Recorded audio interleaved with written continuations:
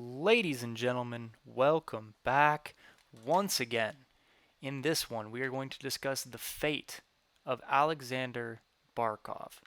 Well, I guess the fate is probably a strong term.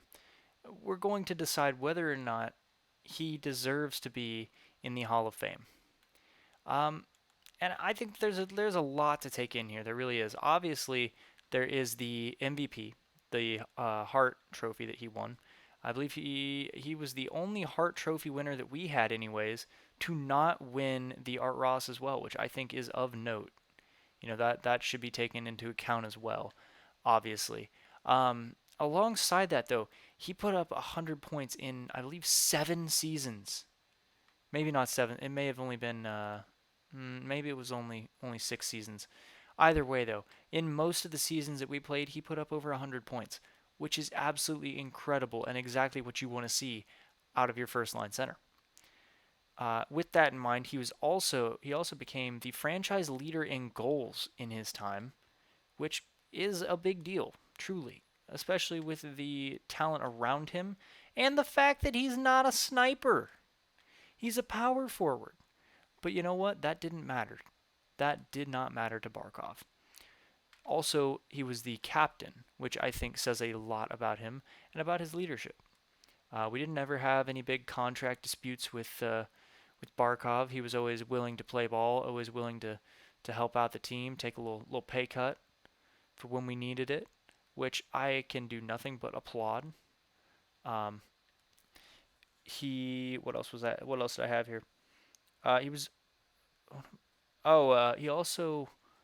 he was a Conn Smythe winner, I believe twice, if I'm not mistaken, including our most recent victory, which, again, says a lot.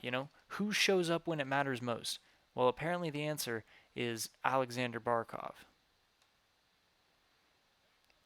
Alongside that, though, there's so much that goes into him. I don't think that you could say that he is not a Hall of Famer. I don't see an argument to where he's not. The leadership, it's there. The point production, it's there. The individual awards, they're there. Oh, playoff performance, clutch performance, it's there. All in all, the only thing you could really make a knack at him for is there was a time period where he was not the best player on the team, and he was not the best player in his line. And while while I would argue that that other player, who we will get to after this one, you probably already know who it is. But while I would argue that that player was more influential in this franchise mode, I would also argue that there's a reason that in real life that player isn't the captain. There is a reason that the Florida Panthers felt so confident about Barkov that they said, you know what? Here's the letter C. Lead us with pride. And lead them he has done, and he has done well. Again, being the captain for 4 Stanley Cups, which I know that every team or every player in this team that has been here for a while has 4 Stanley Cups. I get it, but not every player in the Hall of Fame does. He's been a core member. He's been one of the reasons that I decided to take my GM talents here, and he, he's just such a darn great player to have. His two-way game is extremely underrated. He penalty killed for every year that I had him on here. He was clutch. He great leader. Again, I can't say enough nice things about Alexander Barkov. Um, but obviously that all goes without saying at this point. We all know who he is. We all know what he's about. But the big thing with Alexander Barkov has and will always be, you know, can not only he score goals, right? That like we need him to be able to score. He needed to be a 50 goal scorer. That's ultimately what I'm getting at here. And he did that. He did that 3 times, in fact, um, which is nothing to sneeze at by any stretch of the imagination. Obviously, Alexander Ovechkin has the NHL record with it now, with 11 seasons. However, Barkov is not too far off there.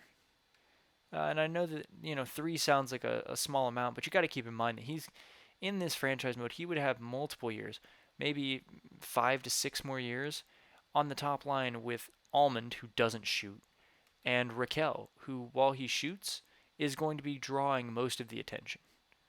And with that, he would also be able to lead the team, which would be just absolutely incredible. This team would be set up as a dynasty, well, as more of a dynasty than it already is.